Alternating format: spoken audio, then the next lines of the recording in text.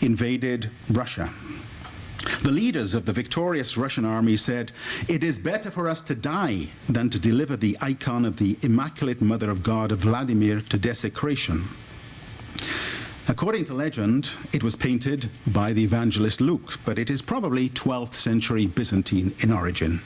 It's a type of icon called Eleusa, which means merciful or tender-hearted. The poignant gaze of the Virgin foretells the sword which will pierce her heart at the crucifixion.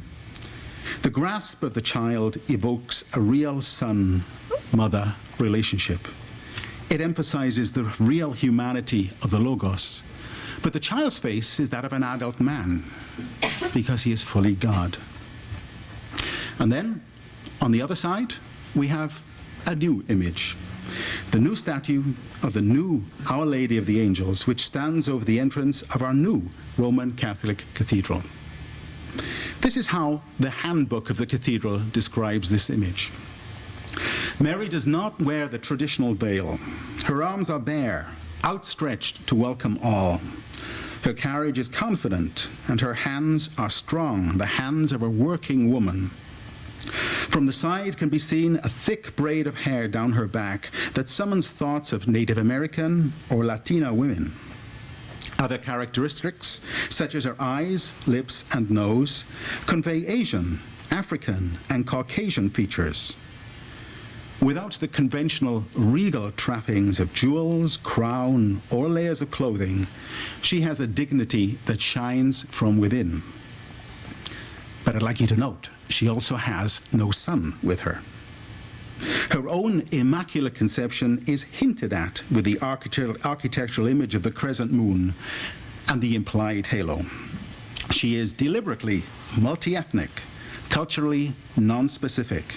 She is an Our Lady of everywhere, an Our Lady of everybody.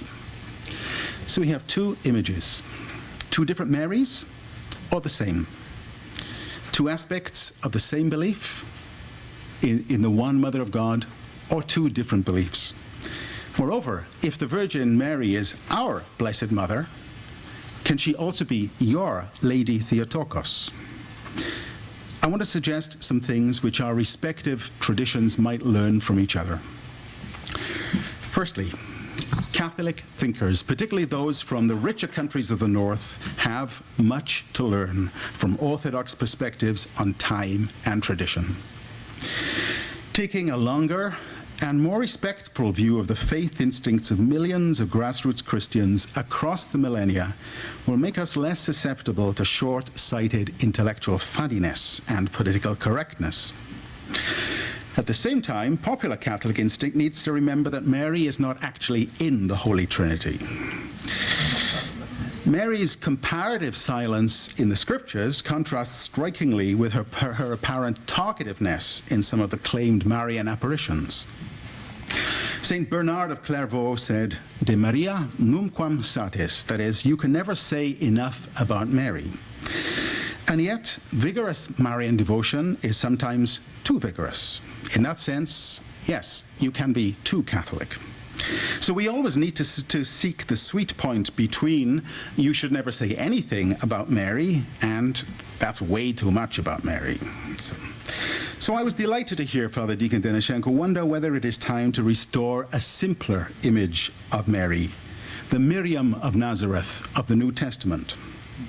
That image of Mary as a simple peasant woman, strong disciple, prophet, or even as mere saint, is what we technically call low Mariology. It is typical of some contemporary Catholic attitudes. Traditional Orthodox Mariology, on the other hand, is not so much high as stratospheric. Saint Cyril of Alexandria praises the Mother of God in this hymn. Through you, churches are established throughout the world. Through you, the peoples are led to conversion. Through you, the dead rise. Through you, sovereigns reign. This is poetical. It is beautiful, and it is true. But without careful explanation, it can sound puzzling or even scandalous to some ears. Together, Orthodox and Catholic Christians have the ecumenical responsibility of dialoguing with other Christians for whom Mary is a problem, not a gift. I'd also invite Orthodox scholars to continue to look at Mary of Nazareth in her historical and cultural milieu, and to take seriously the insights of modern biblical scholarship, to examine carefully what the New Testament does say and what it doesn't. The insights of feminist theologies of Mary raise important questions for us all, as do historical Protestant objections. And on both sides, we probably need to relax ethnic claims on being Mary's favorite people. Sibling rivalry has no place in Christianity.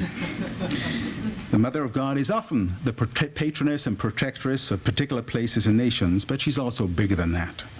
She is mother of Orthodox Serbs and Croatian Catholics. I'm one of 3 children. I asked my mother, "Who is your favorite child?" And she said, "All of you are."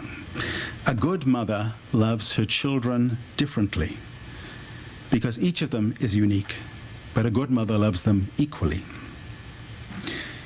Now, none of this learning is easy because it requires putting intimate dimensions of our faith, Mary is our mother after all, into conversation with people who have very different viewpoints. But an open-hearted, generous attitude to contemporary culture and to each other does not mean abandoning tradition. What it does mean is refining it. In the Akathist hymn, the Theotokos is hailed as bridge leading earthly men to heaven. The late Yaroslav Pelgan pointed out that the Virgin Mary has often been, quote, a bridge builder to other traditions, other cultures, and other religions. The term pontifex, that is bridge maker or bridge keeper, the term pontifex can be applied to concepts and personalities whose fundamental message is both and, rather than either or. So perhaps it's a question not so much of either statue or icon, either simple and strong Miriam of Nazareth, or our most holy lady, the Theotokos, and ever Virgin Mary, more glorious than the seraphim. Rather, it might be a question of both. After all, she is both virgin and mother. Finally, what can we learn from Jesus' first teacher, his mother herself? Firstly, all of us are chosen to be holy and immaculate in the sight of God. The All-Holy Virgin shows what is a life of total openness, of profound consecration, of respectful, deep listening. The Blessed Mother can teach us willingness to let the seed of the Word be sown in us too, to take flesh in us, to shelter and protect it. The courageous Mary of Nazareth teaches us to travel out of our comfort zones and to attend to the needy, and to seek to make who and what we are speak eloquently of who and what God is. The mother of Jesus is willing to follow the man who is also God, and also willing to be puzzled and confused in that journey. The mother of the blessed disciple would have us stand by the foot of the crosses of all this world's afflicted. Mary remains with the Church at all times and awaits the Spirit. The mother who embraced the God who embraces our human condition shows us that we too may surrender ourselves into the arms of the Son, both now and at the hour of our death. To reiterate, De Maria numquam satis. You can never say enough about Mary, but this is quite enough. Evaristopoli, spasibi, gracias, thank you.